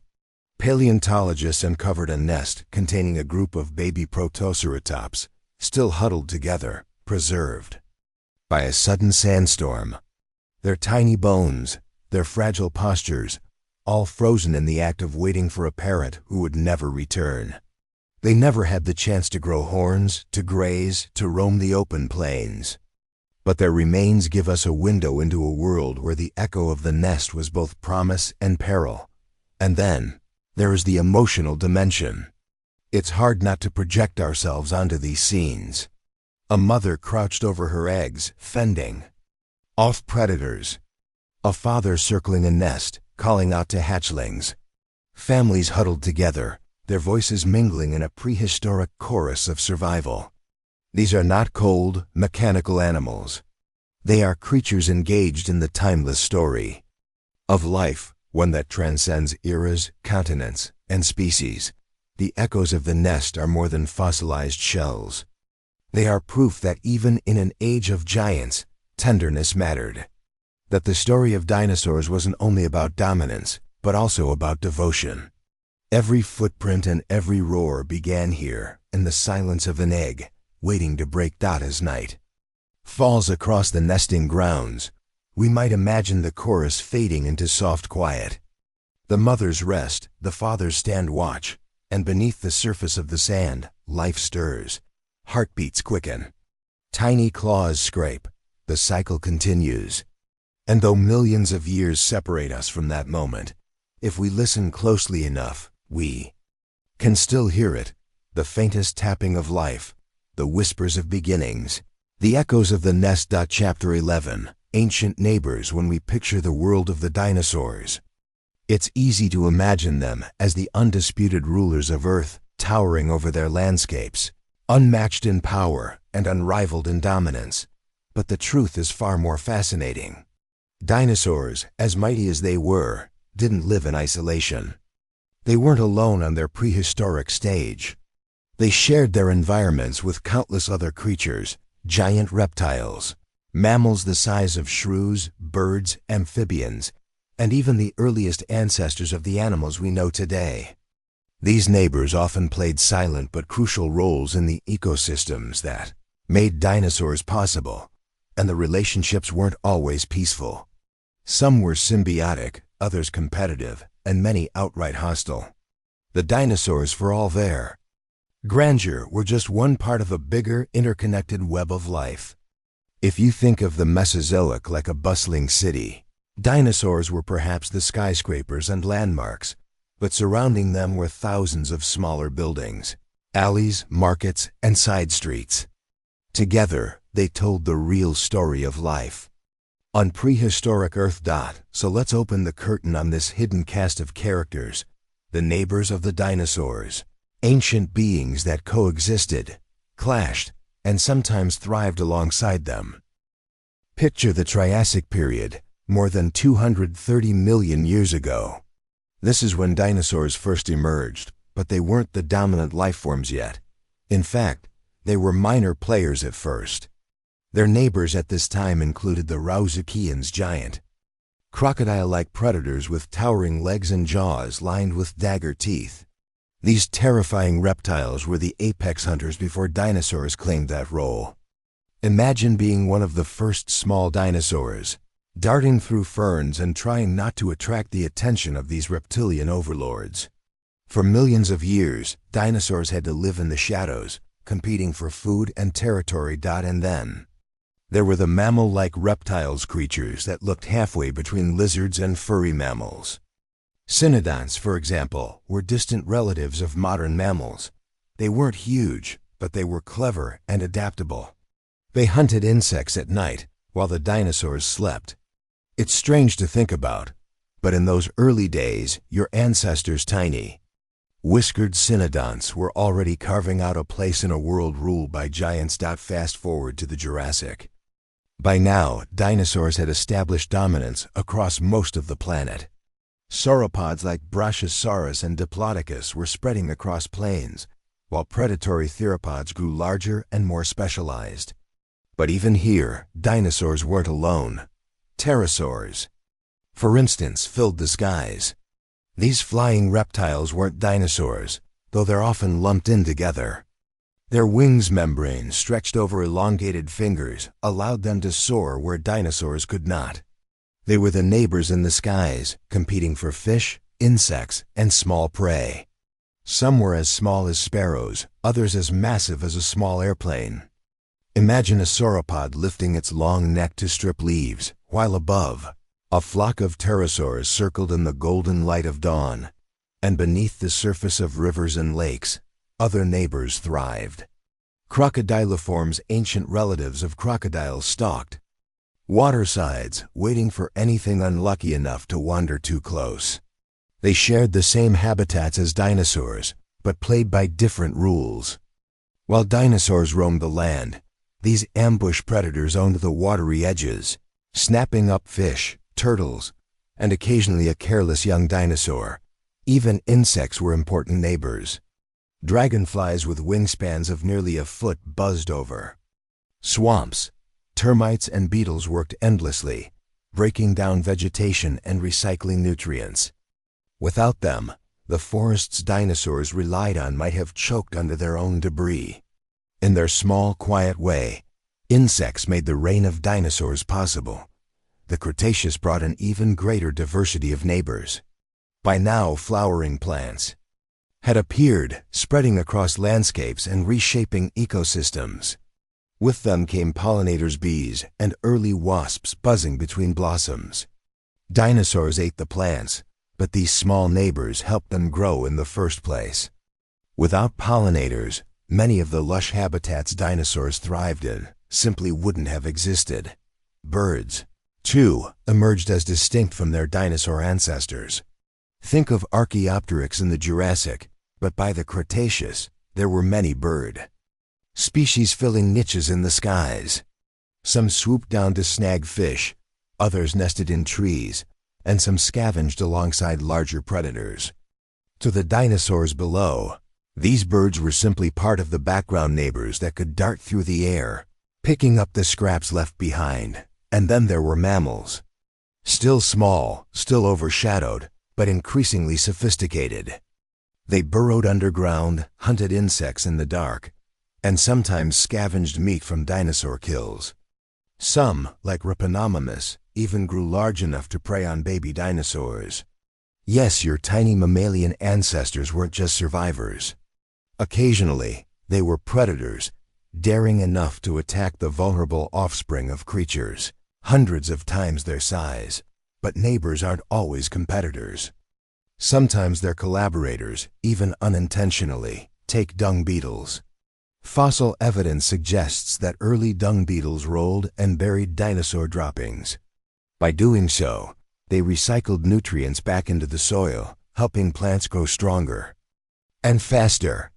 In a way, beetles were cleaning up after dinosaurs and fertilizing the very forests those dinosaurs fed upon. Or look at marine life. While dinosaurs never swam in the open oceans, their world brushed up against it constantly.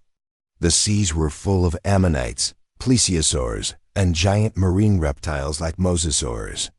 Fish thrived in coastal waters, feeding the pterosaurs above, and sustaining the ecosystems at the edges of continents. For dinosaurs living near shorelines, these creatures were neighbors too distant, but vital. Yet, not all neighbors were benign. Disease was another constant presence. Parasites lived on dinosaur skin, much as ticks and fleas live on mammals today. Fossilized bones even show signs of infections, evidence that neighbors too small to see could topple even the mightiest. Giants. Imagine a towering sauropod weakened not by a predator, but by a microscopic invader living inside its blood. The unseen neighbors may have been some of the most dangerous of all. The end of the Cretaceous shows us just how interconnected these neighbors were. When the asteroid struck, it wasn't just dinosaurs that vanished. Many of their neighbors, pterosaurs, ammonites, marine reptiles disappeared too. But some neighbors survived. Crocodiles made it. Turtles carried on. And of course, mammals, the small, often overlooked neighbors, seized the opportunity to rise from the shadows. Think of it this way. Dinosaurs may have been the celebrities of their age, but their neighbors were the supporting cast, and some of those supporting players became the stars of the next act. The mammals that once darted between dinosaur feet would eventually evolve into elephants, whales, and us. So, when we imagine a dinosaur's world, we should never see it as empty. Plains with a single giant creature lumbering across. We should hear the buzzing of insects, the croak of amphibians in nearby ponds, the splash of crocodiles, the screech of pterosaurs overhead. Dinosaurs never lived alone. They lived surrounded by ancient neighbors, each shaping the world in ways we're only beginning to understand. And maybe, just maybe, that's the bigger lesson. The reign of the dinosaurs wasn't only about dominance. It was about coexistence, an endless balancing act among countless creatures, big and small, famous and forgotten. A lesson worth remembering today as we share our own world with neighbors. We often overlook. Chapter 12. Twilight across the plains. The day is almost over. The sun hangs low in the prehistoric sky, burning like a molten coin sinking into the horizon. Its fading light washes the endless plains in gold and crimson, stretching shadows across the grasslands where dinosaurs roamed. Twilight, that brief yet profound transition, was as much a part of ancient life as dawn or midday. And in this in-between hour, the Cretaceous world seemed to pause, then slowly come alive in a different way. The great herds of herbivores begin their quiet march back to safer grounds. Sauropods, their colossal necks swinging gently like cranes above the vegetation, move in long lines toward the river valleys where they can rest in shallow water or near clusters of trees. Hadrosaurs shuffle together, their duck-billed faces turn toward the dying light, their calls soft but constant, like an evening chorus echoing across the plains. In the distance, the smaller creatures, ornithopods, early mammals, even birds skitter and dart, finding burrows or trees to tuck into before full darkness falls. But twilight was not only about retreat. For some, it was an hour of strategy. Predators knew this was a time of vulnerability. The fading light played tricks on the eyes. Herds grew restless, young ones wandered too far from their parents, and the plain's tall grasses became shadows. Within shadows, perfect cover for those who stalked. Imagine a lone Tyrannosaurus, its silhouette outlined in fading orange. It does not roar. It does not charge. It waits. Twilight is not about the chase, but about patience. One wrong step, one misplaced sound, and the herd will bolt into the night, impossible to track. The apex predator knows its moment will come, but not yet. Meanwhile, the air itself changes. A cooler breeze rolls across the landscape, carrying scents of water, plants, and musk from thousands of bodies. Dust kicked up during the day begins to settle. Insects, silent under the hot sun, now hum and rise in clouds, painting the air with tiny movements that catch the dim light. Fireflies or their prehistoric counterparts flicker in the grass, and bats, ancient but familiar, stir awake from their day's rest. The twilight plains were never silent. Herds grunted low to each other, communicating reassurance or warning. Predators' distant footsteps pressed against the soil. Frogs croaked from shrinking pools, and primitive crickets rubbed their wings to life. This soundscape of transition was as much a part of survival as the hunt or the migration. Some dinosaurs had adapted their lives around this liminal hour.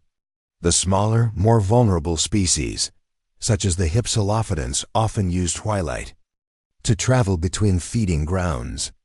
Neither full day nor full night, twilight gave them the cloak of half-light, reducing their visibility to sharp-eyed hunters. For them, this was the safest time to move. Yet even here, safety was never guaranteed. In this changing light, the plains themselves transformed. Colors dulled, but outlines sharpened. The sky stretched wide and limitless, fading from orange to violet to a deep indigo that promised stars. The flat horizons made even the smallest movement visible, whether a distant herd or a stalking shape. Twilight was beauty, but also tension, a daily reminder that survival never rested. Birds, close cousins of the dinosaurs, were among the last to settle. They perched in clusters on tall cycads or primitive conifers, their silhouettes sharp against the sky. Some let out final cries, sharp and piercing, marking their territories before sleep. Others, nocturnal by nature, stretched their wings and prepared to hunt insects under the rising moonlight dot, and then came the true stillness. The sun vanished. The plains grew dim, the only light now a fading glow at the edge of the earth. Shadows deepened, and every creature that remained awake moved with caution. To survive twilight was to respect it, neither rushing the moment nor ignoring its dangers. It was for many the most vulnerable hour of the day, but for us, looking back through time, twilight across the Cretaceous plains is more than survival. It is a glimpse into rhythm. The dinosaurs did not live in a world of constant chaos or endless battles. They lived by the patterns of nature, the rise of the sun, the fall of twilight, the quiet promise of the stars. It is here, in these fleeting, in-between moments, that their world feels closest to ours.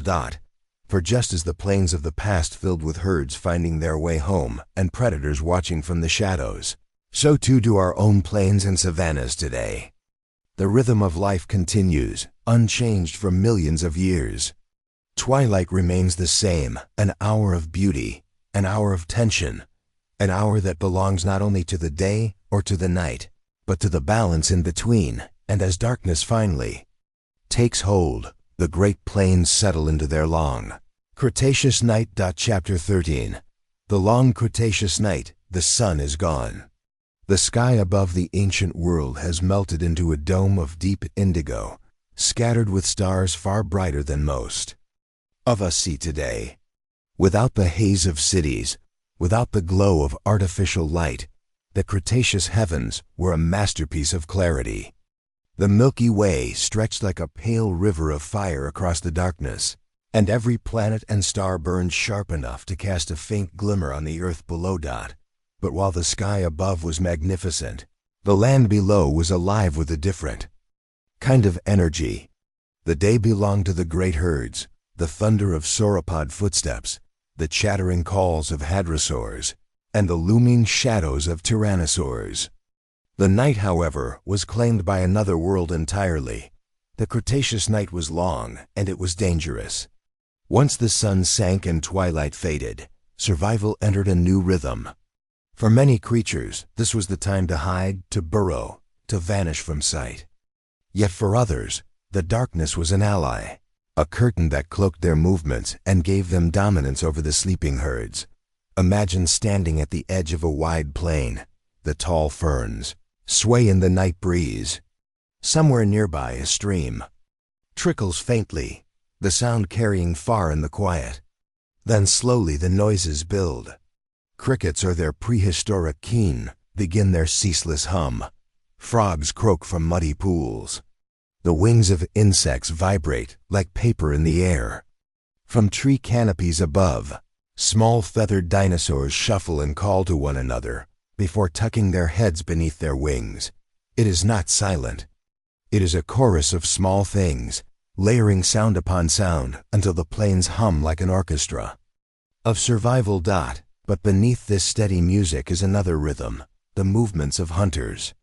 Some predators thrived in the dark. Troodontids, small but highly intelligent, had unusually large eyes compared to their bodies, perfect for absorbing every fragment of starlight. To them, the darkness was not blindness, it was advantage. They moved swiftly and silently, hunting mammals, lizards, and even young dinosaurs that strayed too far from safety. Their cries cut the night, sharp and high-pitched, startling in the vast stillness. Further across the plains, packs of dromaeosaurs, the sickle-clawed raptors, moved as shadows within shadows. Their feathers caught no light, their steps muffled by soft earth and grass. Coordinated and cautious, they did not need sight alone. They hunted by sound, by smell, by the faintest twitch of grass in the breeze. To imagine them in the Cretaceous night is to feel the primal tension of eyes watching from the dark, waiting for weakness. Yet the most haunting sound was not from the small hunters. It was from the giants. A distant, rumbling call echoed across the plains, low, resonant, almost too deep to hear with the ear, more felt through the chest than heard. It was a hadrosaur herd, restless in the dark. Duck-billed dinosaurs often gathered together in the safety of numbers, and their calls at night were both reassurance and warning. They communicated constantly, letting each other know they were not alone, that the herd was intact. For them, the night was long, and only together could they endure it. But herds could not always prevent tragedy. Somewhere in the distance, a young hadrosaur strays too far. It hesitates, calling weakly, its voice high and vulnerable. The grasses shift. There's a flash of movement. The cries cut off in an instant. Then silence. The night swallows it whole. And life moves on. What makes the Cretaceous night so powerful is not only the presence of predators, but also the invisibility of it all. During the day, dangers were visible shadows of tyrannosaurs on the horizon, raptors weaving through ferns, crocodilians lurking near rivers. But at night, most attacks were unseen until they happened. The darkness was not just absence of light. It was the greatest camouflage of all. And yet, for some creatures, the night was not only a threat, but a canvas of opportunity. Early mammals, long overshadowed during the day by their reptilian cousins, found the Cretaceous night their true domain. Small, quick, and warm-blooded, they scurried under cover of darkness to forage for insects, seeds, and small prey. Their whiskers twitched, their noses probed the earth, their tiny claws dug into soil. The night gave them freedom. For millions of years they survived this way, watching, waiting, thriving under the noses of giants.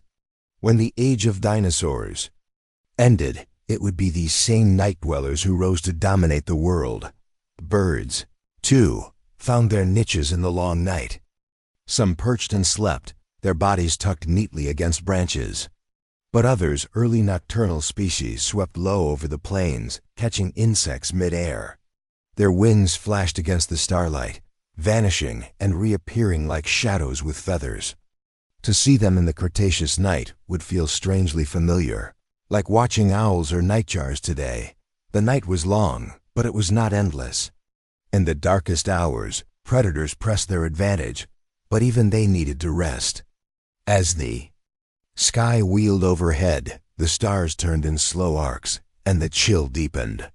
Mist rose from rivers and lakes, coiling over the land like pale smoke. Those who survived the first half of the night huddled tighter, conserving warmth and energy. Occasionally, silence would fall. No insects, no frogs, no calls, only stillness. This was when the plains themselves seemed to hold their breath. Often, silence meant danger. A tyrannosaur moving silently through the dark could cause the entire soundscape to vanish, as if the smaller creatures instinctively knew to stop, to wait, to hope the giant would pass by. And then, slowly, the world would resume. A cricket's rasp, a frog's croak, the rustle of ferns. Life continued, cautious but unbroken. Toward the end of the night, the stars began to pale. The horizon, black for hours, took on the faintest glow of blue. Birds stirred first, their calls piercing the quiet. Herds shifted, restless with anticipation. The predators, successful or not, retreated into the shadows, conserving their strength for another day. And as the first rays of sunlight pierced the plains, the long Cretaceous night surrendered its grip. What makes these nights so unforgettable in the story of dinosaurs is not only their danger, but their endurance. To survive the night was to survive uncertainty, to live another day in a world where death could come from tooth or claw or from silence. For millions of years, the cycle repeated, day for the giants, night for the shadows. And through it all, life endured. The Cretaceous night was long, but it was not empty. It was filled with sound, with movement, with the eternal rhythm of survival. It was a time of fear and a time of opportunity, a stage upon which the smallest creatures carved out their futures and the largest hunted with patience and precision. It was, in every sense, the other half of life, and as the stars wheeled across those ancient skies, the dinosaurs, giants and small alike, played their parts beneath them, bound together by the same darkness we still know today. SS finally takes hold. The Great Plains settled into their long Cretaceous night. Chapter 13. The long Cretaceous night. The night in the Cretaceous world was not silent, nor was it ever truly still. When the sun slipped away and the final streaks of red faded into the horizon, the land transformed. Shadows lengthened into endless shapes, and the cooling air carried sounds that daylight never allowed to dominate. It was a time of whispers, of patience, of hidden predators and cautious prey. The long Cretaceous night was alive. Imagine standing on a wide floodplain, thick with ferns, cycads, and towering conifers. The heat of the day still lingers on the surface of the soil, but already the night chill begins to creep in. Above, the sky is unpolluted, vast and staggering. In its clarity, millions of stars burn brightly, casting a cold silver light across the land. There are no city lights to dull them, no airplanes to streak across the black canvas, just pure starlight, broken by the occasional glowing trail of a falling meteor. The Milky Way stretches overhead like an unbroken river of fire, a sight so raw and endless that it would leave any modern observer breathless. But down below, beneath the glowing stars, life was stirring. From the thick underbrush, the sharp chirps of crickets, ancient ancestors of those that still sing today, pierce the quiet.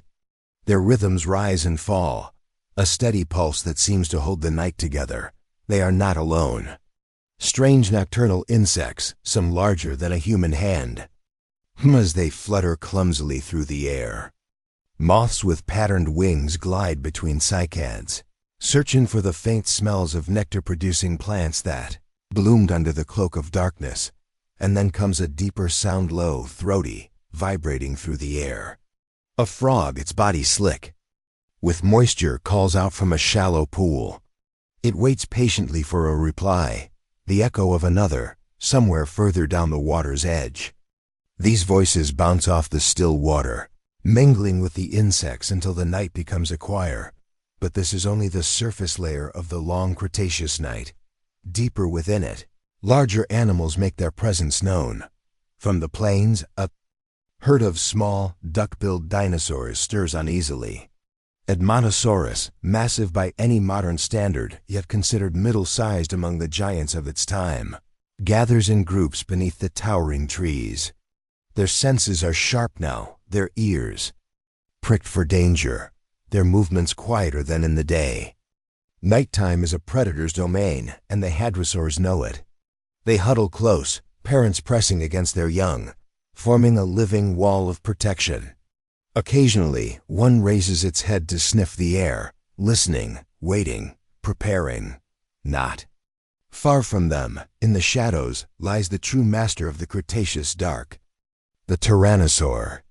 By day, it is an apex predator, commanding the plains with size and power.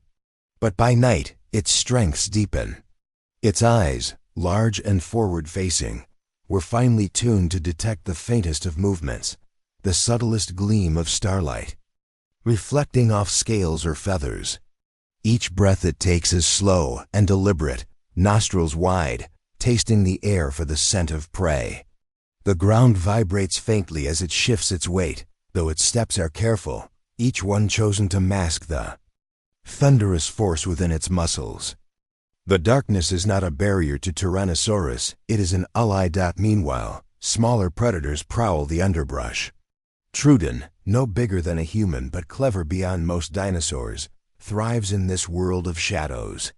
With eyes proportionally larger than almost any other predator, it sees the night in shades invisible to many. Its intelligence, paired with keen senses, makes it a ghostly figure weaving through the forest, hunting for small mammals, lizards, or even the eggs of larger creatures. To a Trudon, the night is opportunity.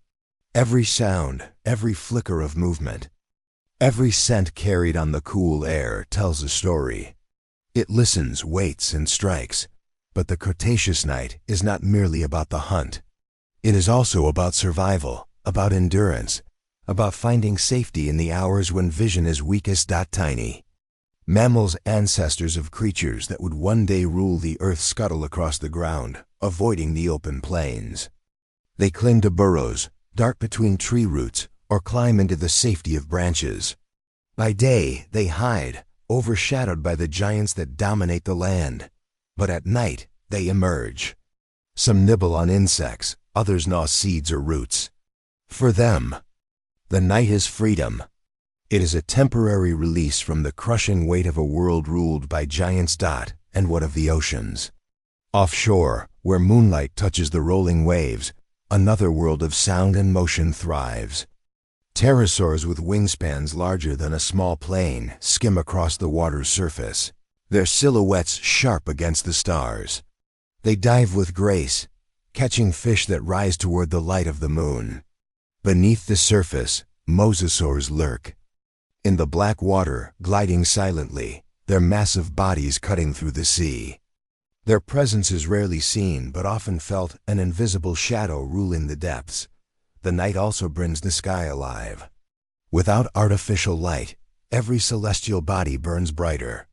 Imagine the dinosaurs beneath those skies, their senses flooded with the brilliance of shooting stars and glowing constellations. Did they notice the difference? Did a hadrosaur glance upward, curious about the strange moving lights above? Did they feel fear, awe, or nothing at all? We may never know.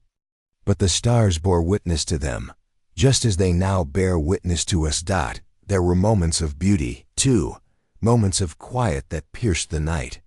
The soft rustle of wind through the conifers, the slow drip of water down leaves, the rhythmic breathing of a herd at rest, gathered tightly for safety. These sounds, subtle and timeless, created a kind of harmony, a reminder that life was not just about conflict, but also about coexistence. Yet, the long Cretaceous night was never without danger. At any moment, silence could shatter. A distant roar could echo across the plains. A sudden crash of branches could mean that something enormous was moving through the trees.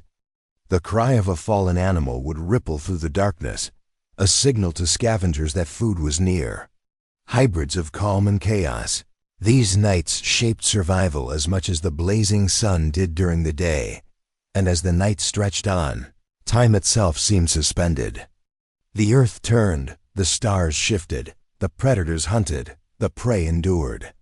Each heartbeat, each rustle, each cry was a part of a larger rhythm, the eternal cycle of life and death in a world long before ours by gone. When the first pale glow returned to the horizon, the nocturnal symphony would fade. The crickets would quiet. The frogs would slip back into their pools. The predators, exhausted from the hunt, would retreat into the shadows. And the hadrosaurs, bleary-eyed but alive, would lift their heads toward the warming sun. Another night had passed. Another chance at survival had been won. The long Cretaceous night was not empty. It was alive, filled with voices, filled with struggle, filled with wonder. And though we may never stand beneath those ancient skies, the echoes of that darkness still hum quietly in the world we know, the chirp of an insect, the rustle in tall grass, the haunting stillness of a starry night. In those sounds, the Cretaceous whispers to us still. Chapter 14, The Tides of Change. 2,000 words. The ocean has always been the great equalizer of life on Earth. Long before the age of dinosaurs, it was the cradle where life began. And during their reign, it was the sea that often dictated who thrived and who disappeared. The tides of change weren't just literal waves crashing against the shores, but also the massive shifts in climate, sea levels, and ecosystems that reshaped entire worlds. Imagine standing at the edge of a prehistoric shoreline. Instead of today's gentle horizon, you'd see vast shallow seas stretching deep inland, swallowing valleys and forests. These inland seas, like the western interior seaway that cut across North America, were teeming with life, giant marine reptiles, schools of fish unlike anything today, and delicate ecosystems that kept the planet balanced. But like all things in nature, balance is fragile. When sea levels rose, they transformed entire continents into watery kingdoms. When they fell, they left behind deserts and dying wetlands. Dinosaurs, often thought of as creatures tied strictly to the land, were deeply influenced by these tidal rhythms. Coastal plains provided rich grazing grounds for herbivores. Migratory routes often followed ancient shorelines. And predators like the towering Spinosaurus were adapted to both land and water, straddling two worlds. But tides don't only bring life, they also bring destruction. Entire herds could be wiped out by flooding events, or left stranded when rivers dried and wetlands disappeared. What makes the story of the tides so fascinating is that it mirrors our own struggles with a changing environment. Just as rising seas reshape our coasts today, the dinosaurs lived in an era when the ocean was never still, always advancing or retreating. Fossil evidence shows us ripple marks preserved in stone, shells embedded in what used to be prairies, and bones of land dwellers trapped in what were once tidal flats. These snapshots remind us that the tides are powerful storytellers, recording change in every grain of sand they move. But perhaps the most haunting part of this story is how subtle some of these changes were. A shoreline shifting a few miles might not sound catastrophic, but to an animal whose life depended on a very specific food source, it could mean the difference between survival and extinction. Imagine a nesting ground used for generations suddenly swallowed by water, or a freshwater river becoming salty as the sea crept inland. To us, it feels gradual. To them, it was life or death. The tides of change carried whispers of what was to come, the slow decline of some species, the rise of others, and ultimately, the reminder that no reign lasts forever. Dinosaurs may have ruled the land, but the seas held the power to rewrite their story, one wave at a time. The world they lived in was never static. It breathed, shifted, and evolved with the tides. And those tides would keep moving long after the dinosaurs were gone, shaping the world we now stand on today. Chapter 15. The last echo. The age of dinosaurs did not end with a roar. It ended with an echo. For over 160 million years, these creatures ruled Earth, dominating land, sea, and sky. They survived shifting continents, rising seas, volcanic winters, and evolutionary arms races. To the animals alive in the final days of the Cretaceous, life may have seemed eternal. The plains were filled with the sound of grazing herds. Predators still stalked their prey with lethal precision. The skies echoed with the cries of pterosaurs and early birds. The world had not yet given any clear warning that its time was almost up. And yet, the age of dinosaurs was moving toward its final chapter, a moment when everything would change forever. The final world of the dinosaurs. Imagine Earth 66 million years ago. North America was split by an inland sea, shimmering under the sun. On one side roamed herds of triceratops, their horns flashing as they clashed in ritual battles or defended themselves from predators. On the other side, the great tyrant lizard Tyrannosaurus rex prowled, its footsteps shaking the ground. These animals lived in a world lush with flowering plants, magnolias, and sequoias. Insects buzzed in swarms, pollinating forests that stretched endlessly. Birds, still close cousins to their dinosaur kin, darted through the canopy, their wings flashing iridescent colors. The oceans teemed with mosasaurs, giant marine reptiles with jaws capable of swallowing sharks whole. Pterosaurs, the rulers of the air, soared across skies that had been theirs since the Triassic. The Earth of the late Cretaceous was vibrant, alive, and dominated by creatures that seemed unshakable. But beneath this apparent stability, the world was restless. Volcanic activity in what is now India, the Deccan Traps, was already spewing ash and toxic gases into the atmosphere, slowly altering climates. Sea levels were unstable. Some ecosystems had already begun to weaken. Yet none of these slow changes could compare to what was about to happen. The day the sky fell, it happened in an instant.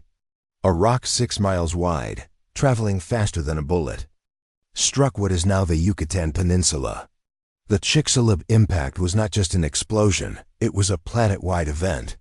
In less than a second, energy equivalent to billions of nuclear bombs was released. The sky lit up brighter than 1,000 suns. Forests within thousands of miles burst into flames. Shockwaves rippled across the land, throwing entire ecosystems into chaos. Then came the tsunamis. Waves hundreds of feet tall raced across oceans, slamming into coastlines and drowning everything in their path.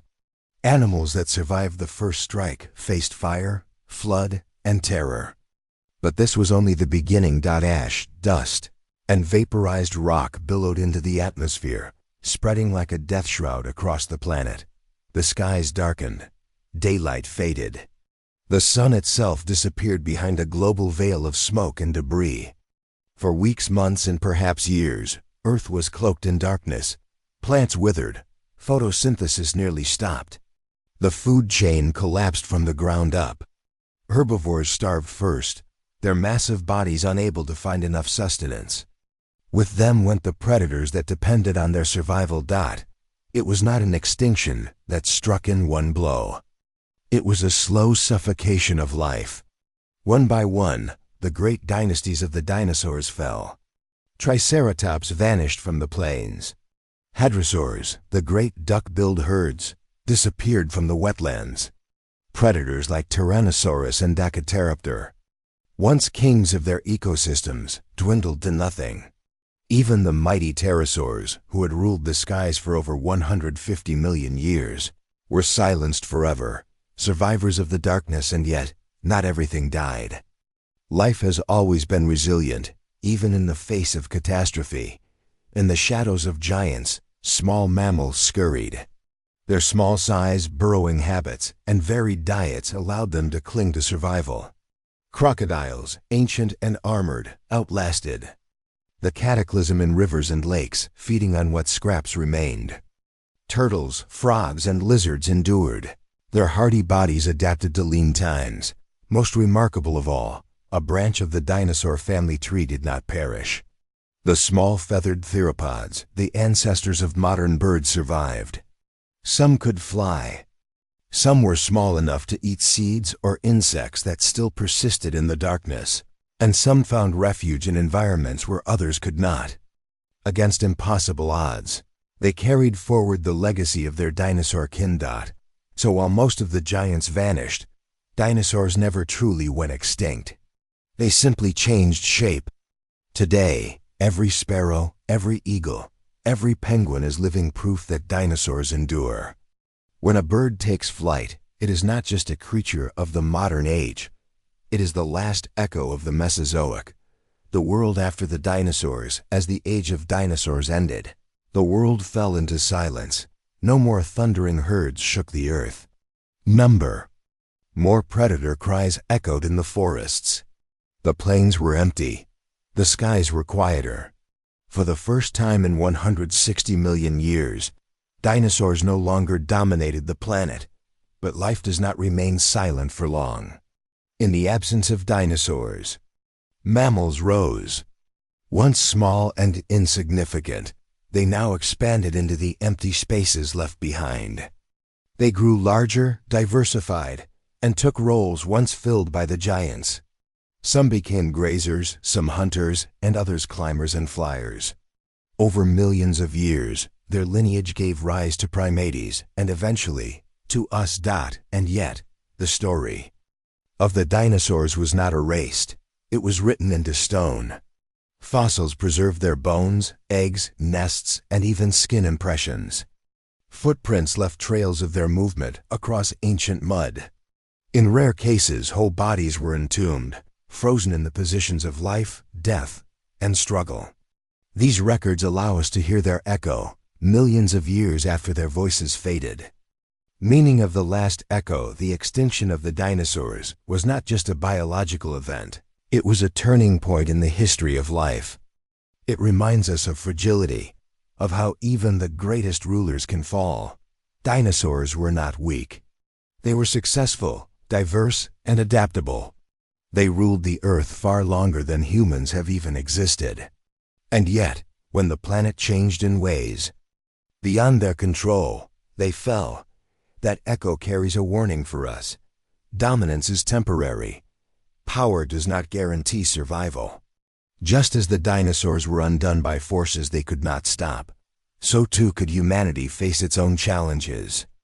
Climate change, asteroids, disease, all reminders that Earth can change in an instant. But the echo is also a story of resilience. Dinosaurs never truly died. They live on in every bird, in every fossil we uncover, and in the imagination of every person who has ever looked at their bones and felt awe. The thunder of their footsteps may be gone, but the world remembers them, the eternal legacy today.